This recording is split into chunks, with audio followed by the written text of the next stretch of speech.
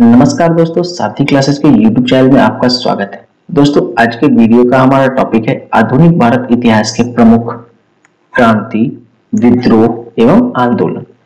दोस्तों, आधुनिक भारत के इतिहास में काफी सारे क्रांति, विद्रोह एवं आंदोलन हुए, जिसमें जो प्रमुख क्रांति एवं विद्रोह एवं आंदोलन है, जिसका जिक्र हम लोग अपने इस वीडियो में करने जा रहे हैं। दोस्तों, यह हमारे आधुनिक भारत के इतिहास के सीरीज का बहुत ही इंपॉर्टेंट वीडियो है और इससे काफी सारे प्रश्न हर एक एग्जाम में पूछे जाते हैं, तो इस वीडियो को ध्यान से देखिएगा। दोस्तों, हम लोग इस वीडियो में प्रत्येक जो इम्पोर्टेंट क्रांति, विद्रोह और आंदोलन है उसके बारे में एक ब्रीफ स्टडी करेंगे। इसके बाद हम लोग एक एक क्रांति और आंदोलन पर अलग से एक डीप वीडियो लेकर भी आएंगे। तो पहले हम लोग इसे देखते हैं। आइए जल्दी से वीडियो शुरू करते हैं। सबसे पहले हम लोग चुआर तथा हो विद्रोह की चर्चा करें। जी हाँ दोस्तों, चुआर तथा हो विद्रोह कब हुआ था? तो यह हुआ था 1768 ईस्वी में। इसके कोई प्रमुख विद्रोही या आंदोलनकारी नेता नहीं थे। इसका विस्तार क्षेत्र था मिदनापुर। और यह क्यों हुआ था दोस्तों? तो इसका कारण था अकाल तथा बढ़ा हुआ भूमि कर। परिणाम क्या हुआ दोस्तों? परिणाम यह हुई कि कंपनी की सेना ने इसे दबा दिया। दोस्तों, इसमें और एक इंपॉर्टेंट बात यह है कि यह दलभूम, कैलापाल, ढोलका तथा बाड़ाभूम के राजाओं ने इस विद्रोह में आत्मविनाश की नीति अपनाई। यह प्रश्न पूछा है दोस्तों कि आत्मविनाश की नीति किस विद्रोह के समय अपनाई गई थी? तो ये चुआर तथा हो विद्रोह में अपनाई गई थी। इसके बाद बात कर लेते हैं हम लोग सन्यासी विद्रोह की। तो यह हुआ था 1770 ईस्वी में।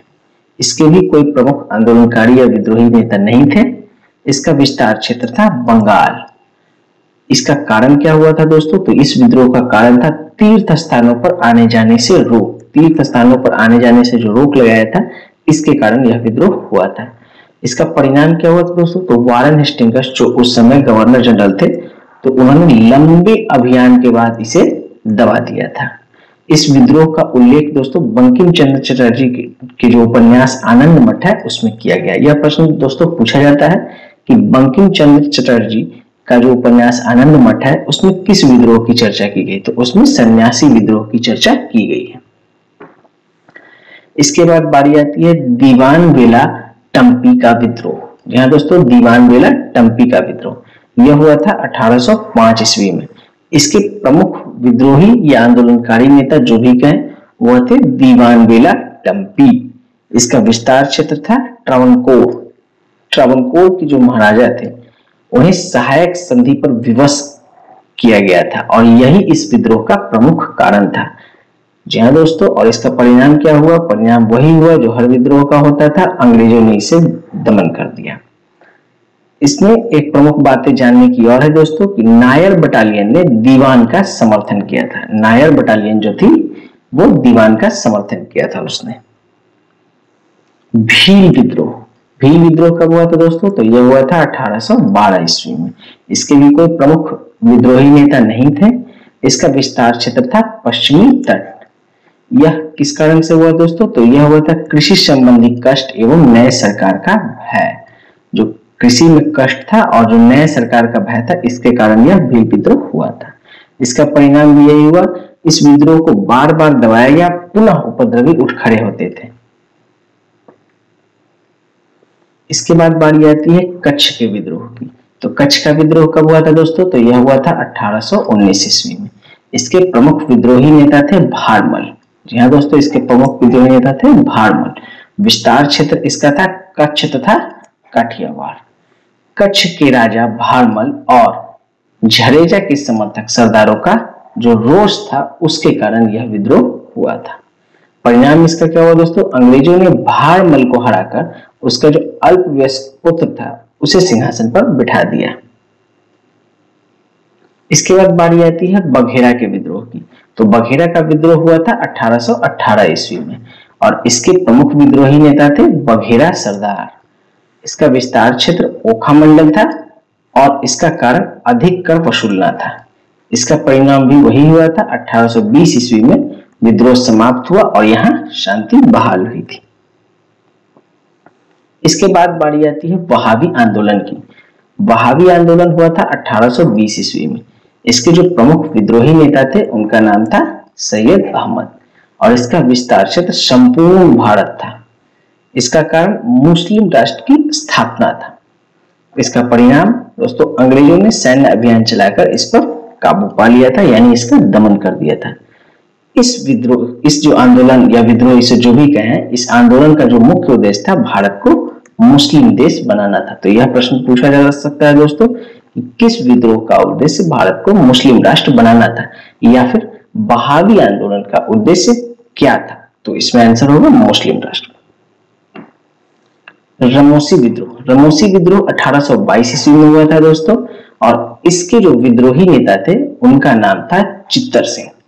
इसका विस्तार क्षेत्र पश्चिमी घाट था, और यह हुआ था अंग्रेजी प्रशासन की जो पद्धति थी उससे जो लोग नाखुश थे, उसके कारण यह विद्रोह हुआ था। इसका भी परिणाम वही हुआ, अंग्रेजी सेना ने इस विद्रोह का दमन कर दिया। अब बारी आती है अहोम विद्रोह की। अहोम विद्रोह हुआ था 1828 ईस्वी में। इसके जो प्रमुख विद्रोही नेता थे उनका नाम था गोमधर कुंवर, और इसका विस्तार क्षेत्र था असम। वर्मा युद्ध के बाद अंग्रेजों द्वारा जो वचन दिया गया था वह पूरा नहीं किया गया, और इसी कारण यह अहोम विद्रोह हुआ था। इसका परिणाम कंपनी ने अधिक अच्छे सैन्य बल के कारण इसे दबा दिया था, क्योंकि कंपनी के पास सैन्य बल मजबूत था और विद्रोही कमजोर पड़ गए थे। अब बारी आती है कोल विद्रोह की। तो कोल विद्रोह हुआ था 1831 ईस्वी में। इसके कोई प्रमुख आंदोलनकारी नेता नहीं थे। इसका विस्तार क्षेत्र था छोटा नागपुर। भूमि उनके मुखिया मुंडो से छीनकर मुस्लिम कृषकों को और सिखों को दे दी गई थी। हुआ क्या था दोस्तों, छोटा नागपुर में यह जब जो भूमि थी, भूमि मुंडो की थी, वहां के लोकल मुंडे थे, उनसे लेकर के वहां मुस्लिम कृषकों को और सिखों को जब अंग्रेजों ने भूमि दी, तो इस कारण कोल विद्रोह हुआ था। इसका परिणाम भी वही हुआ, सैन्य अभियान के पश्चात इसे दबा दिया गया था। अब बारी आती है खासी विद्रोह की। खासी विद्रोह हुआ था 1833 ईस्वी में। इसके भी कोई प्रमुख विद्रोही नेता नहीं थे। इसका विस्तार क्षेत्र था उत्तर पूर्व भारत। कंपनी द्वारा गारो पहाड़ी इलाके के लोगों को विस्थापित किया गया था, और इसी कारण यह खासी विद्रोह हुआ था। इसका भी परिणाम सेम था दोस्तों, सैन्य बल अंग्रेजों का बहुत मजबूत था और इसने विद्रोह को दबा दिया। अब बारी आती है पागलपंथी तथा फैरेजियो के विद्रोह की। जी हाँ दोस्तों, अब बारी आती है पागलपंथी तथा फैरेजियो विद्रोह की। तो यह हुआ था 1840 ईस्वी में। इसके भी कोई प्रमुख विद्रोही नेता नहीं थे, और इसका विस्तार क्षेत्र था बंगाल। और कारण क्या था दोस्तों, जो जमींदारों द्वारा अत्याचार बढ़ रहा था, इसी के कारण यह विद्रोह हुआ था। परिणाम, इस संप्रदाय के लोग वहाबी दल में सम्मिलित हो गए थे। इस संप्रदाय के जो भी लोग थे वो वहाबी दल में सम्मिलित हो गए थे। पागलपंथ एक अर्ध धार्मिक संप्रदाय था जिसे बंगाल में करमशाह ने चलाया था। जी हाँ दोस्तों, यह प्रश्न पूछा जाता है कि पागलपंथ जो था वह किसके द्वारा चलाया गया था, तो इसे बंगाल में चलाया गया था, और ये एक अर्ध धार्मिक संप्रदाय था। और इसे चलाया किसने था, तो इसे चलाया था करमशाह ने। अब बारी आती है सूरत का नमक आंदोलन की। तो यह हुआ था 1844 ईस्वी में। इसके भी कोई प्रमुख विद्रोही नेता नहीं थे, और इसका विस्तार क्षेत्र था सूरत। इसका कारण था नमक का कर बढ़ाना। नमक का कर बढ़ा था, इसी के कारण सूरत का नमक आंदोलन हुआ था। परिणाम क्या हुआ, नमक पर जो बड़े अतिरिक्त कर थे उसे अंग्रेजों ने हटा लिया था। अब बारी आती है कोल्हापुर तथा सावंतवाड़ी विद्रोह की। तो यह हुआ था 1844 ईस्वी में। इसके जो प्रमुख विद्रोही नेता थे उनका नाम था गडकरी, और विस्तार क्षेत्र इसका था कोल्हापुर तथा सावंतवाड़ी। इसका कारण क्या था दोस्तों, तो कारण था प्रशासनिक पुनर्गठन से लोगों का असंतोष। जो प्रशासनिक पुनर्गठन हुआ था उसके कारण लोगों में काफी असंतोष था, और इसी कारण से कोल्हापुर तथा सावंतवाड़ी विद्रोह हुआ था। इसका परिणाम भी वही हुआ, सैन्य बल अंग्रेजों का मजबूत था, इसीलिए उसने विद्रोह को दबा दिया। अब बारी आती है संथाल विद्रोह की। जी हाँ दोस्तों, इससे काफी सारे प्रश्न पूछे जाते हैं। तो संथाल विद्रोह कब हुआ था, यह हुआ था 1855 ईस्वी में, और इसके विद्रोही नेता थे सिद्धू तथा कान्हू। ये दोनों भाई थे दोस्तों। विस्तार क्षेत्र इसका क्या था, राजमहल जिला। वर्तमान में जो झारखंड है वही इसका विस्तार क्षेत्र था। कारण क्या था दोस्तों? भूमि कर अधिकारी, पुलिस एवं जमींदारों का दुर्व्यवहार। जो भूमि कर अधिकारी थे और पुलिस और जमींदारों का जो संथालों पर दुर्व्यवहार था, इसी के कारण यह संथाल विद्रोह उत्पन्न हुआ था। परिणाम क्या हुआ दोस्तों? सरकार ने पृथक संथाल परगना बनाकर शांति स्थापित की। सरकार ने संथालों के लिए एक संथाल परगना अलग से बनाई और तब जाके शांति स्थापित हुई। सैनिक विद्रोह, जी हाँ दोस्तों, यह बहुत ही इंपॉर्टेंट विद्रोह है। यह 1857 में हुआ था और इसके प्रमुख विद्रोही नेता कौन थे? मंगल पांडे, हम सब जानते हैं। और इसका विस्तार क्षेत्र था संपूर्ण उत्तर भारत। कारण तो इसके बहुत सारे हैं दोस्तों, क्योंकि इसके कुछ राजनीतिक कारण है, सामाजिक कारण है, लेकिन जो तात्कालीन कारण था वह था कारतूस में गाय तथा सूअर की चर्बी का मिला होना। और इसके परिणाम क्या हुआ दोस्तों? परिणाम हुआ 1858 ईस्वी का सुधार। दोस्तों यह बहुत ही इंपॉर्टेंट टॉपिक है और इस पर एक अलग से वीडियो हमारे द्वारा बनाया गया है जो हमारे चैनल पर उपलब्ध है। अगर आपने उसे नहीं देखा है तो उसे आप जरूर देखें। अभी आई बटन पर क्लिक करके आप उस वीडियो को देख सकते हैं। अब बारी आती है अलीगढ़ आंदोलन की। जी हाँ दोस्तों, अलीगढ़ आंदोलन कब हुआ? तो यह हुआ 19वीं सदी के उत्तरार्ध में। इसके प्रमुख विद्रोही नेता थे सर सैयद अहमद खां और इसका विस्तार क्षेत्र था बंगाल। कारण क्या था दोस्तों? तो अंग्रेजों के समक्ष मुसलमानों की षड्यंत्रकारी छवि। दोस्तों अंग्रेज मुसलमानों को षड्यंत्रकारी समझते थे और यही कारण था अलीगढ़ आंदोलन का। परिणाम क्या हुआ दोस्तों? तो अलीगढ़ मुस्लिम संप्रदाय के धार्मिक तथा सांस्कृतिक पुनर्जागरण का केंद्र बन गया। अलीगढ़ जो है मुस्लिम संप्रदाय का धार्मिक और सांस्कृतिक पुनर्जागरण केंद्र बन गया और आगे चलकर यहीं पर अलीगढ़ मुस्लिम विश्वविद्यालय की स्थापना हुई। अब बारी आती है चंपारण सत्याग्रह की। जी हाँ दोस्तों, यह भी बहुत ही इंपॉर्टेंट टॉपिक है और इससे प्रश्न पूछे जाते हैं क्योंकि यह गांधी जी का पहला सत्याग्रह था। दोस्तों यह हुआ कब था? यह हुआ था 1917 ईस्वी में। और प्रमुख विद्रोही कौन थे? इसमें विद्रोही नहीं कहा जा सकता, सत्याग्रही नेता इनको कहा जा सकता है। प्रमुख सत्याग्रही नेता कौन थे? तो ये थे महात्मा गांधी। विस्तार क्षेत्र था इसका चंपारण जिला बिहार। और यह क्यों हुआ था? तो नील उत्पादकों द्वारा जो कृषकों पर अत्याचार हो रहा था उसके कारण यह हुआ था। परिणाम क्या हुआ दोस्तों? तो परिणाम हुआ चंपारण कृषि अधिनियम पारित किया गया और इसमें यह पॉइंट सबसे इंपॉर्टेंट है कि यह महात्मा गांधी का पहला सत्याग्रह था। इसके बाद बारी आती है खेड़ा सत्याग्रह की। जी हाँ दोस्तों, यह भी गांधी जी द्वारा ही किया गया था। यह हुआ था वर्ष 1918 में। सत्याग्रही नेता थे महात्मा गांधी और इसका जो विस्तार क्षेत्र था वह था बंबई। दोस्तों इसका कारण यह था कि सूखा पड़ने के बावजूद जो सरकार थी वो भूमि कर में छूट देने को तैयार नहीं थी और इसी कारण खेड़ा सत्याग्रह गांधी जी ने शुरू किया था। परिणाम हुआ दोस्तों, सरकार को गांधी जी की बात मानकर भूमि कर माफ करना पड़ा। अब बारी आती है मोपिला विद्रोह की। तो यह हुआ था वर्ष 1921 ईस्वी में। इसके कोई प्रमुख विद्रोही नेता नहीं थे। इसका विस्तार क्षेत्र था दक्षिण मालाबार यानी केरल।